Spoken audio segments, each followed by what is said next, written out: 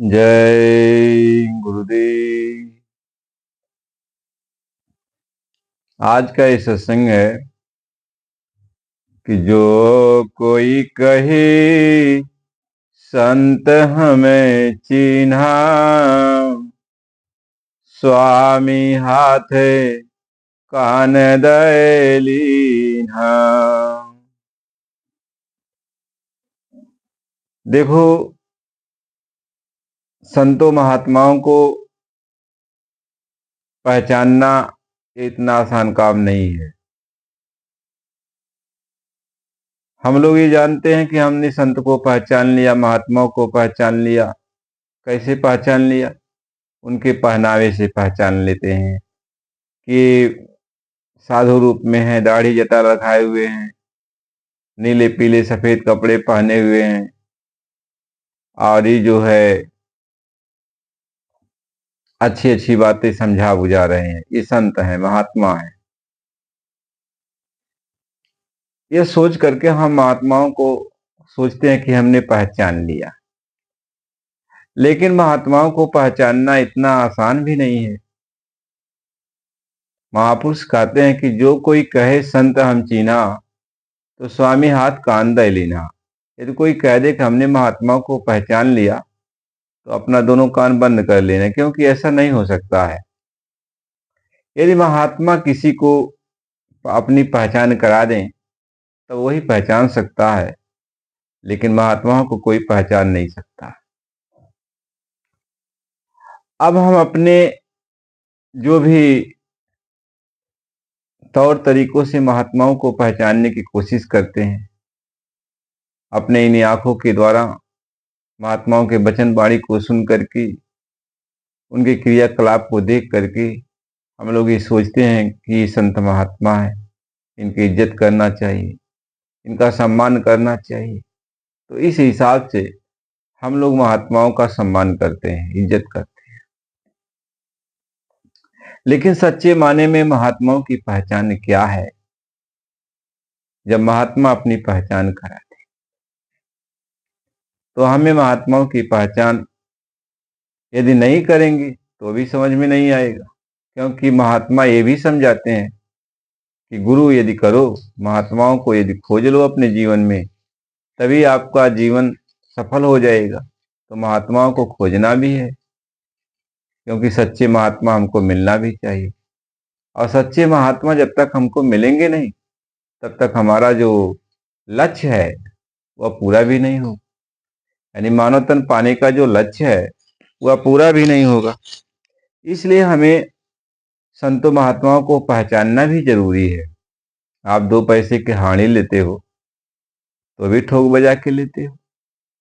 तो अपने जीवन का सवाल है या जिंदगी का सवाल है, आत्मा को परमात्मा से मिलाना है, नर को 84 से बचाना है, तो हमें संतों महात्माओं की खोज करनी पड़ती है।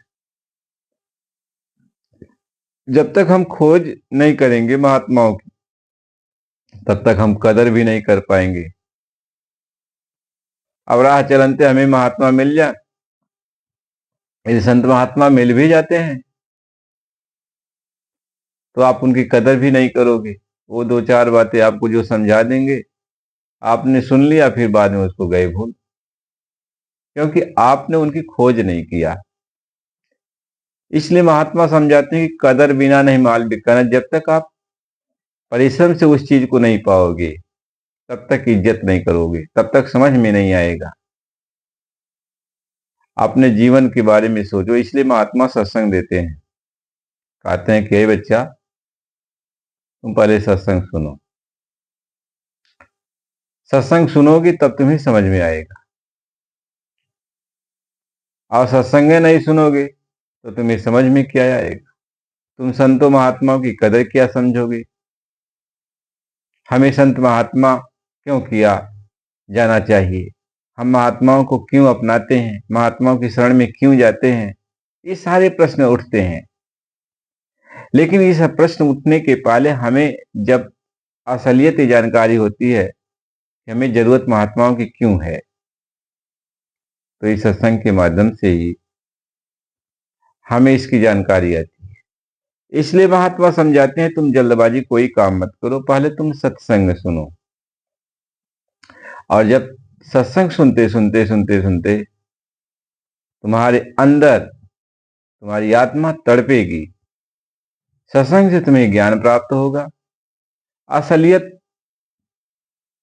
जब तुम्हें मालूम हो जाएगा तब तुम महात्माओं की खोज करोगे।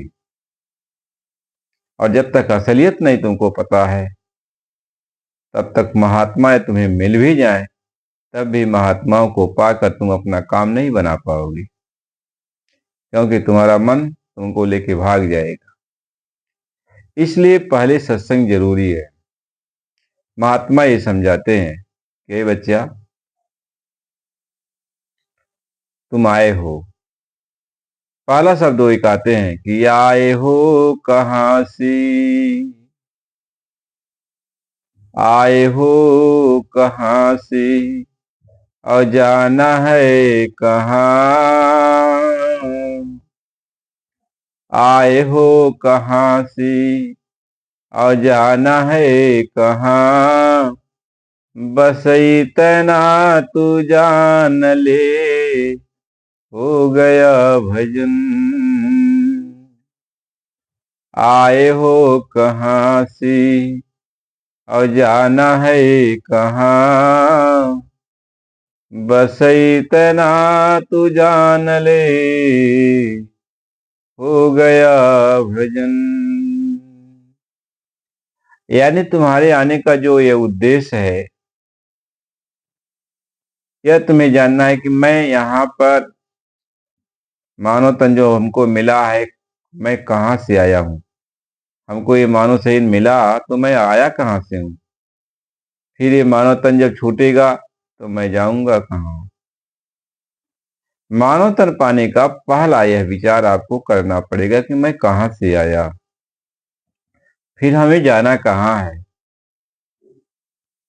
कहीं आए हो कहाँ से और जाना है कहाँ, बस इतना तू जान ले हो गया भजन।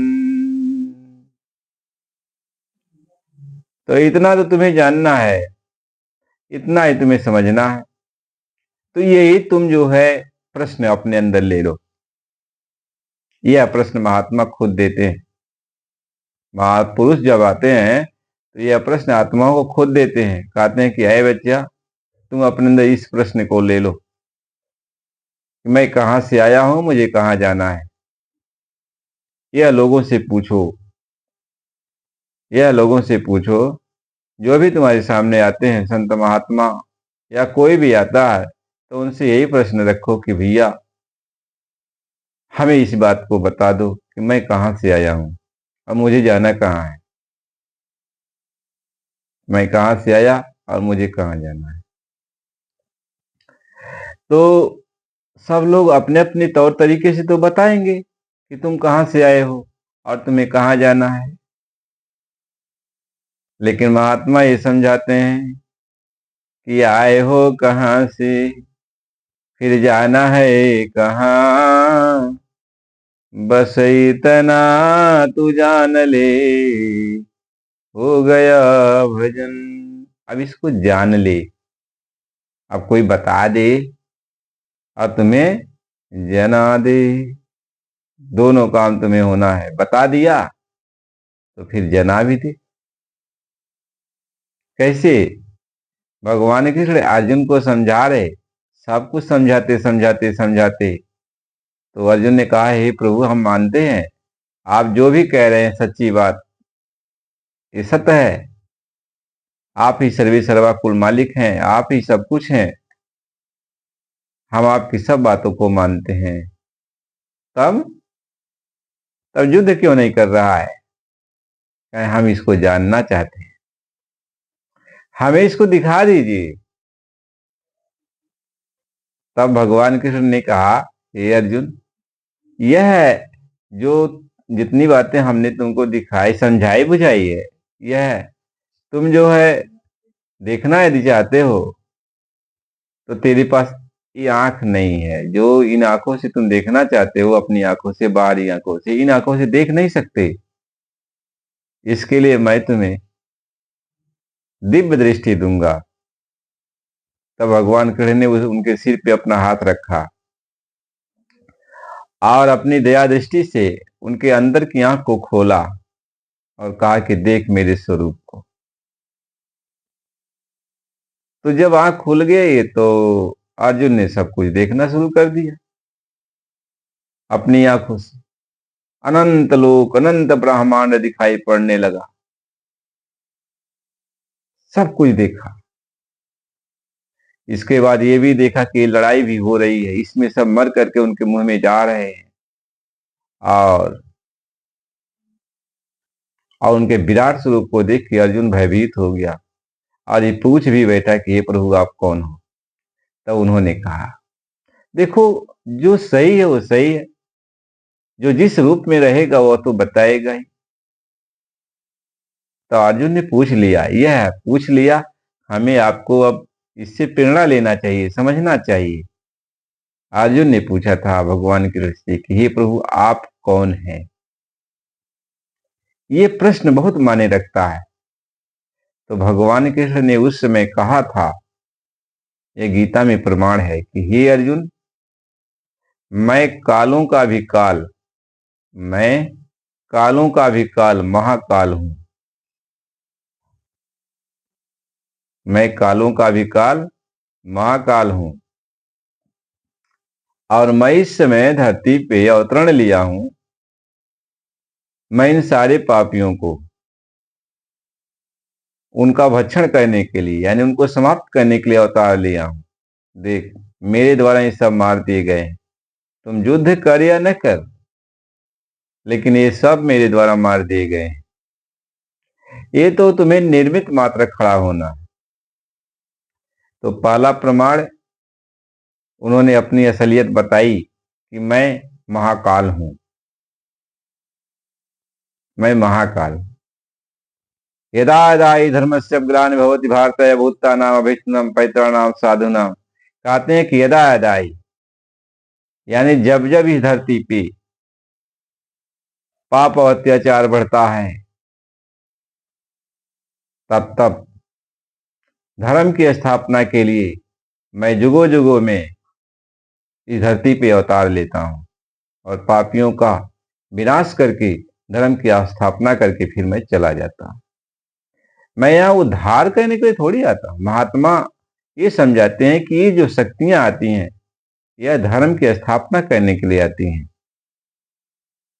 आपको नरको 84 से बचाने के लिए नहीं आती। अच्छा करोगे तो अच्छा फल, खराब करोगे तो खराब फल। अच्छा फल आपको मिलेगा, अच्छा किया तो स्वर्ग आदि वैकुंठ लोकों में भेजेंगे, ऐसा आराम सुख सुविधा से रहोगे। और खराब कर दिया तो मारेंगे, नरको 84 में भेजेंगे। उन्होंने कहा कि मैं पक्षपात नहीं करता, जो जैसा करता है बस उसको वैसा ही फल देता हूं। कहीं काल रूप तीन कह मैं भ्राता, शुभ अरु अशुभ कर्म फल दाता। मैं काल रूप हूं। भगवान राम ने भी कहा ना कि मैं काल रूप हूं और सबके साथ रहता हूं, सबका भाई बन के रहता हूं। मैं काल रूप सबके साथ रहता हूं, मैं सबका भाई हूं। मैं हमेशा निर्णय करता हूं, न्याय करता हूं। जो जैसा शुभ अशुभ कर्म करता है उसका वैसा मैं फल देता हूं। तो जब उन शक्तियों ने अपनी असलियत बताई कि मैं काल रूप हूं, मैं महाकाल हूं, मैं सिर्फ यहां धर्म की स्थापना करने के लिए आता हूं ताकि सृष्टि कायदे से चल सके। सृष्टि का जो कानून बनाया गया उसका कोई उल्लंघन न करे। तो इसके लिए मैं आता हूं। तो उन्होंने अपनी चीज तो बता दी और उन्होंने कहा तुम धर्म कर्म से रहो। तो धर्म कर्म का उपदेश दिया और धर्म कर्म का उपदेश देकर सारी चीजें बताई कि यदि धर्म कर्म से चलोगे तो तुम्हें बहुत ऐसे लोक बनाए गए हैं, उन लोकों में जाके तुम्हें सुख सुविधा मिलेगी। और यदि अधर्म से चलोगे तो तुम्हें नरकों और 84 में डालकर तुमको यातनाएं दी जाएगी। ये भगवान की अवतार शक्तियां जो मुख्य हैं राम और कृष्ण, इन्होंने अपनी असलियत खोली, असलियत बात इन्होंने बताई। तो आपको ये पता होना चाहिए, आपको ये पता होना चाहिए, इन महान शक्तियां असलियत बात बताई, और भगवान राम ने भी असलियत बात बताई, भगवान कृष्ण ने भी असलियत बात बताई। भगवान राम ने कहा कि देखो, तुम्हें यदि भवसागर से पार होना है तो तुम्हें किसी संत सदगुरु के पास जाना होगा। कह नर तन भव बाधित कह बेरो, और सन्मुख मौत अनुग्रह मेरो, और कर्णधार सदगुरु दृढ़नावा, दुर्लभ साज सुलभ कर पावा। यह तुम्हें भवसागर से पार होना है, यानी जन्म मरण के चक्कर से मुक्त होना है, तो यह काम कोई संत सदगुरु ही करेगा, कोई संत सदगुरु ही करेगा। इसलिए तुम्हें संतों के पास जाना होगा, संतों महात्माओं के पास जाना होगा, तब तुम्हारा कल्याण होगा। तो ये तो भगवान राम ने भी बताई, भगवान कृष्ण ने भी कहा कि कोई संत सदगुरु यदि मिल जाएगा तब तुम्हें भवसागर से पार करेगा।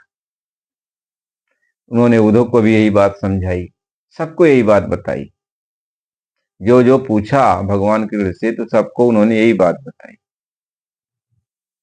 तो महात्मा इसी बात को समझाते हैं कि जब पूरे संत सदगुरु आते हैं, कुल मालिक आता है, जो सबका पिता है, जो दयालु पिता है, पिता जो निर्दयी नहीं होता, पिता काल नहीं होता, पिता तो दयाल होता है।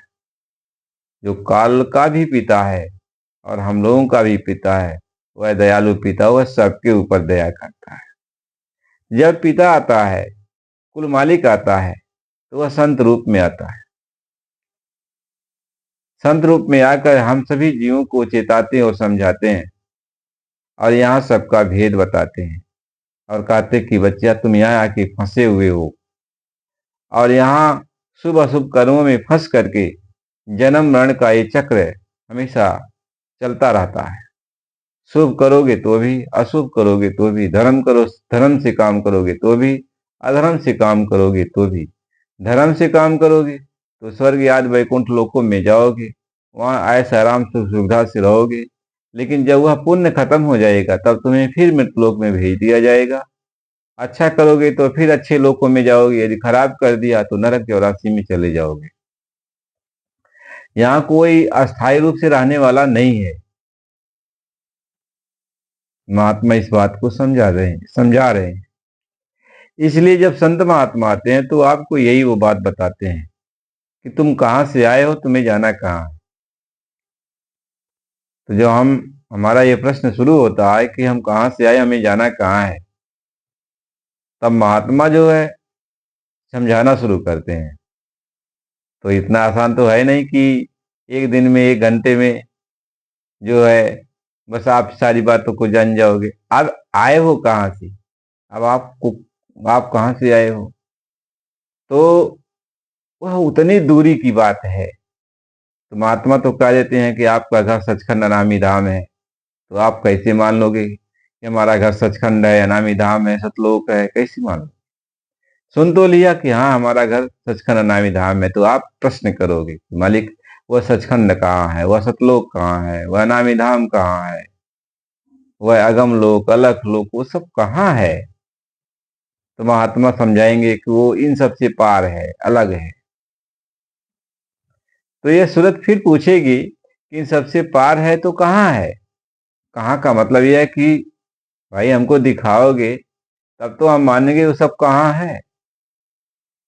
वैसे तो कहने के लिए सब कोई कह देगा वो फला जगह है, फला जगह है, लेकिन जब दिखाओगे तब तो मानेंगे। तो बहुत सारे प्रश्न ये आत्मा, ये सूरत जो है अपने मालिक से, संत सदगुरु से प्रश्न करती है। तो सारे प्रश्नों का जवाब देते देते देते देते तब जब इसके अंदर उस चीज को जानने की, अभी तो महात्मा समझा रहे हैं, संत सदगुरु समझा रहे हैं, लेकिन समझाते समझाते, सत्संग सुनते सुनते सुनते सुनते तड़प एक दिन पैदा हो जाती है कि हम इसको अब देखना चाहते हैं, उस घर पे चलना चाहते हैं, और हमें अपने घर पहुंचा दीजिए। उस घर को दिखा दीजिए, उस घर को दिखा दीजिए। जब ये सारी बातें हमारे आपके अंदर आती हैं, प्रबल इच्छा आ जाती है, प्रबल तड़प पैदा हो जाती है, तो तब संत महात्मा आपको अपने घर चलने का मार्ग देते हैं। अब आपके अंदर तड़प पैदा हो गई, अब अपने घर चलना चाहते हो, और संत महात्मा तो इसीलिए आते ही हैं, तो आप उनका भी उद्देश्य पूरा हो गया और आपका भी। वो चलना, आप चलना चाहते हो और इसीलिए वो आए कि हम इनको ले चलें, तब वो रास्ता बताते हैं, तब आपको इसकी शिक्षा दीक्षा देते हैं। तो जब आपको मार्ग मिल जाता है, रास्ता मिल जाता है, तब उस रास्ते पर आप चलने लगते हो।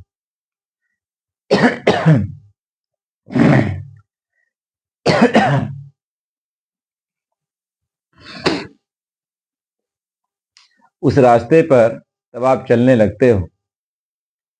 महात्मा इसी बात को समझाते हैं। अब आपके अंदर ये जिज्ञासा पैदा हो गई, आप चलना चाहते हो, तो रास्ता मिल जाएगा, नाम मिल जाएगा, आप तब उसकी आप कमाई करो। और जब कमाई करोगे तो गुरु की दया हो जाएगी, महात्माओं की दया हो जाएगी। इधर आप कमाई करने लगे, इधर उनकी दया हो जाएगी। एक एक पग आप संत सदगुरु से पूछते हुए उस रास्ते पर चलोगे, तो आपका उद्देश्य पूरा हो जाएगा, आप जान जाओगे। जब तक आप चलोगे नहीं, जब तक आप जानोगे नहीं, तब तक आपको असलियत का ज्ञान नहीं होगा। और जब चलोगे, अंदर जैसे चले, एक एक परग आगे बढ़ाया, तो नजारा तो दिखने को मिलेगा। जब नजारा आप देखने लगोगे, धीरे धीरे आगे बढ़ते जाओगे, आगे बढ़ते जाओगे। इसलिए प्रेमी भाई बहनों, सत्संग की बड़ी जरूरत पड़ती है। बिना सत्संग के कुछ समझ में आता होता नहीं है। सत्संग बराबर सुना करो, सत्संग सुनोगे तो समझ में आएगा, तब आपको पता चलेगा कि यह आत्मा सचखंड से कैसे आई, यह उतार चढ़ाव कैसे हुआ, किस किस तरीके से ये रचनाएं की गई, कैसे कैसे ये आत्मा नीचे उतर के आई, कैसे कैसे आत्मा का फंसाव हुआ, फिर आत्मा कैसे निकलेगी। ये सारी बात, यही तो ये पढ़ाई है। सत्संग का मतलब होता है रूहानियत की पढ़ाई। और रूहानियत की पूरी पढ़ाई जब आप पढ़ लोगे, तब आप निशंक हो जाओगे, निशंक हो जाओगे। पूरी पढ़ाई जब तक आप नहीं पढ़ोगे, तब तक आपको बीच बीच में भ्रम उत्पन्न होने लगेगा, शंका उत्पन्न होने लगेगी। इसलिए सत्संग आप सुना करो। सत्संग जब पूरा सुनोगे तभी समझ में आएगा, तभी आप प्रश्न करोगे, तभी महात्मा उसका जवाब देंगे। आप भी के अंदर चलने का शौक पैदा होगा, और महात्मा तो आते हैं आपको ले चलने के लिए। तो सारी बातें इस सत्संग के द्वारा ही समझ में आती हैं। इसलिए प्रेमी भाई बहनों, यदि आपको जानकारी हासिल करनी है और अपने घर सचखंड नामे धाम चलना है, तो आपको सत्संग सुनना चाहिए, और पूरा सुनना चाहिए, पूरा सुनना चाहिए। जय गुरु। यदि आप नए हो तो चैनल को लाइक सब्सक्राइब कर दीजिए। इसके आगे का सत्संग फिर आपको अगली वीडियो में दिया जाएगा। जय गुरुदेव।